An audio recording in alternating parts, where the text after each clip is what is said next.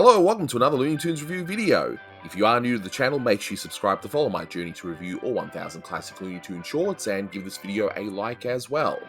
So this is a review for Buddy's Day Out, released in 1933. It's the 66th in the series and it's directed by Tom Palmer. You can find this restoration on the Looney Tunes Golden Collection Volume 6 DVD set. I have used an AI upscaler to make this look close to HD quality. Many of you will be asking why for such a cartoon, but yeah, what can I say? You know, bit of a completist in that regard, but anyway. Now, I can't show you the full cartoon here, it's under copyright, so yeah, I can't show it here, and believe me, you probably don't want to see it, but just in case you do, we are introduced to Buddy and his family, or they don't actually establish really what sort of relationship Buddy and Cookie have, but anyway, you got the four of them there, and they're getting ready to go out. They go out for a picnic. The baby decides, yeah, I'm just gonna switch on this car, and they end up going on a bit of a chase. So yeah, not really much to it. Now, the original audio commentary I had to take down. My good friend Blue Genocide had re-edited that, but he's edited this whole review. Lucky him. I know he's excited about this one. So first up, you'll see a re-edit of that commentary track, and then you'll hear some new thoughts from me. And I promise you, I will not turn into, Angry Anthony's animation nerd or something because of how terrible this short is. But let's get into the commentary portion. Now, we've got a fair bit to talk about with this one. First of all, it's the very first cartoon done in the infamous Termite Terrace.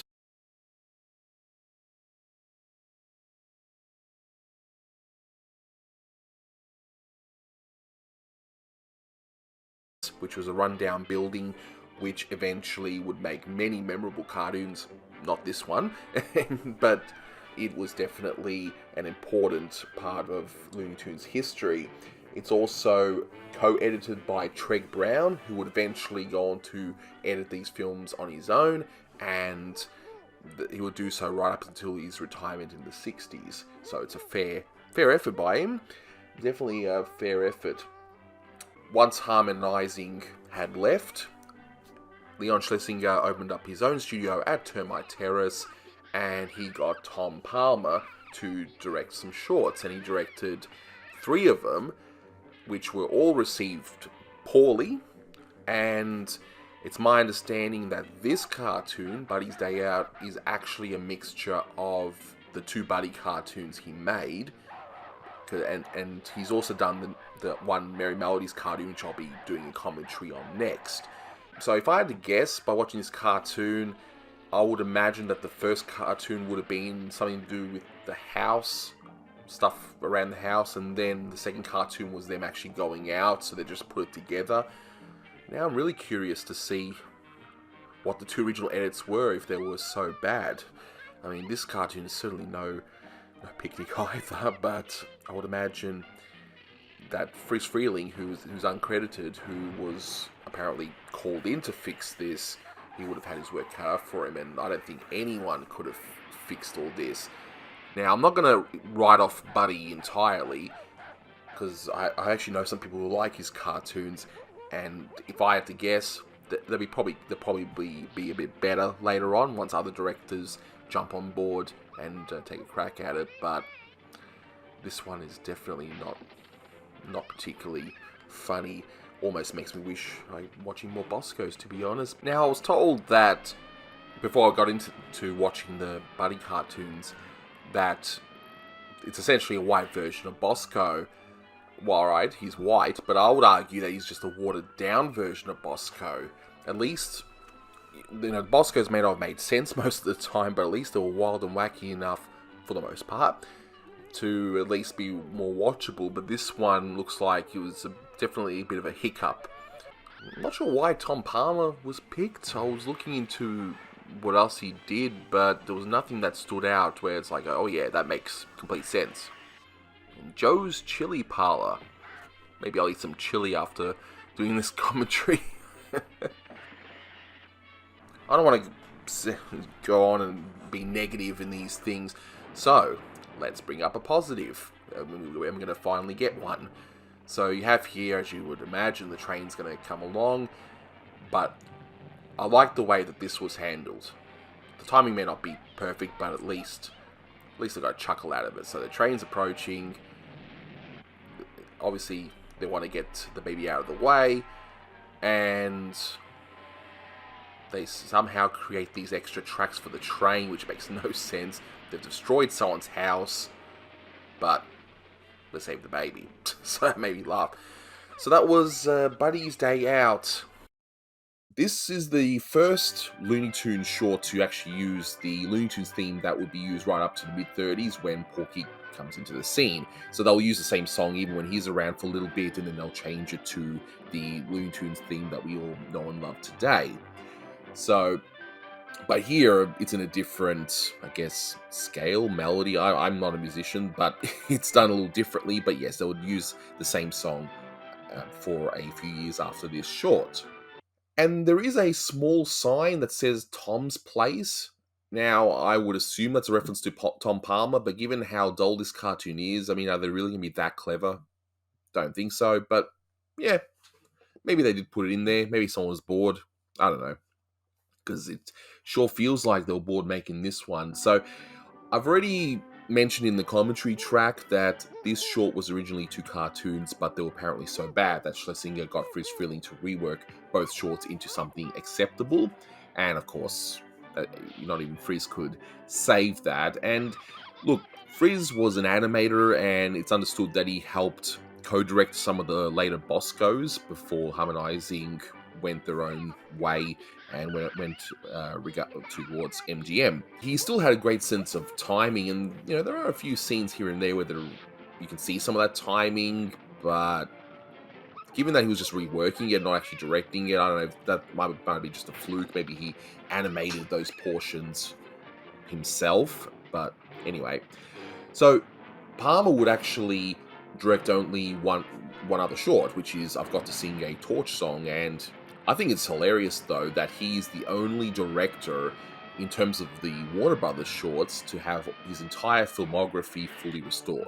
Yes, it's only 2 shorts, but yeah, no other director has had all their shorts restored. So yeah, I just thought that was amusing in that regard. So now, as per Michael Barrier, and pretty much anything the man writes, definitely read if you're an animation fan, because he's got some wonderful interviews over the years, and it's just basically without Michael Barrier, a lot of what we know today wouldn't be known.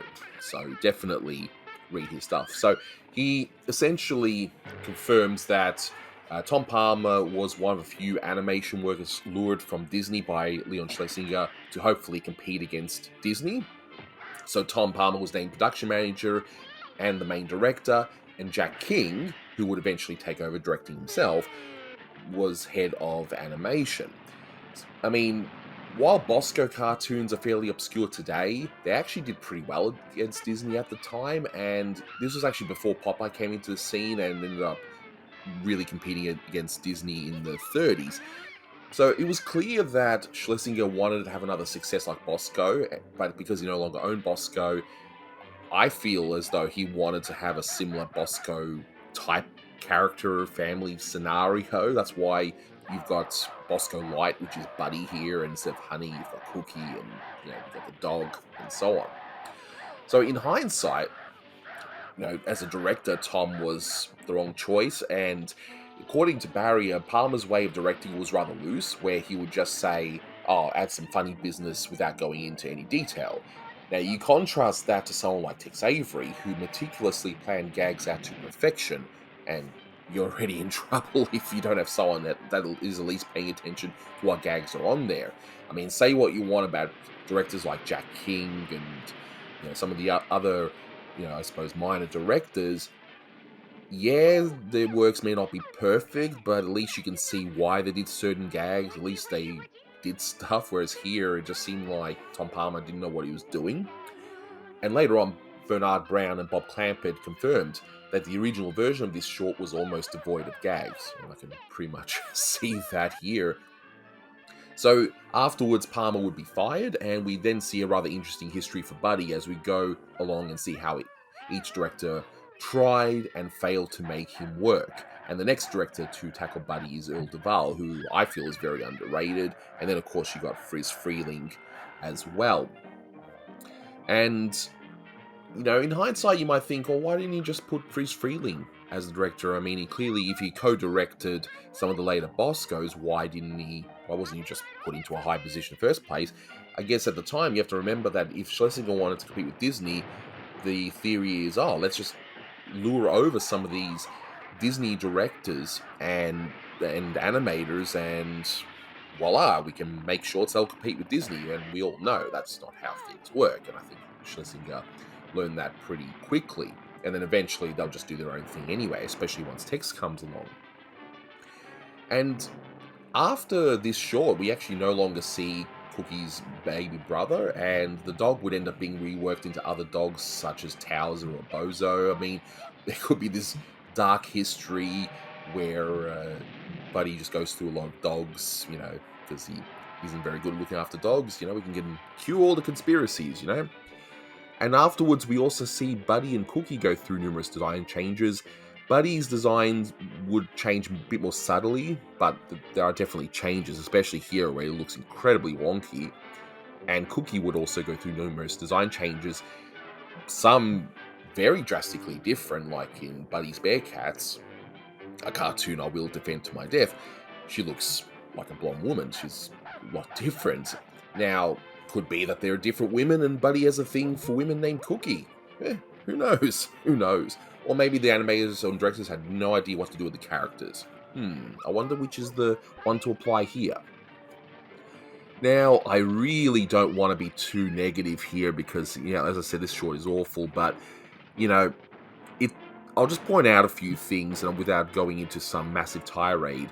You know, you look at the car, like it says asthma on the side, it's like, why? It's clear when you watch the bath scene was definitely cut up.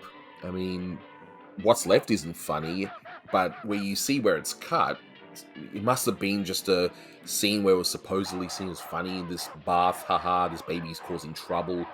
It's just doesn't work at all.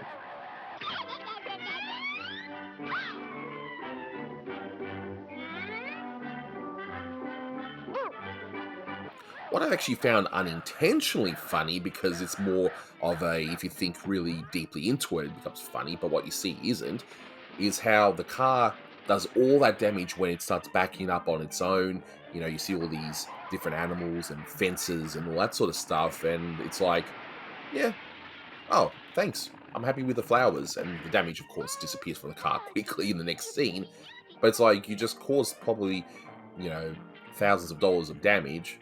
But no, let's still go out. Let's not tell the neighbours. Let's not tell them, oh yeah, sorry, we've damaged all your fences and your animals are probably running about on the streets because they're no longer where they're supposed to be. Anyway, it's ridiculous. It's so stupid. The picnic scene is long and dull.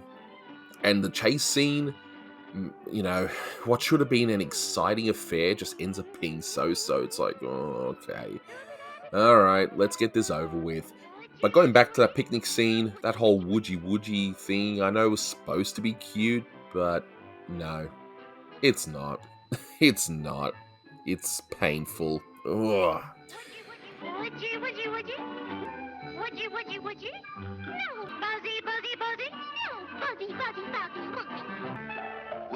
Woody? No, Woody. What? No Woody?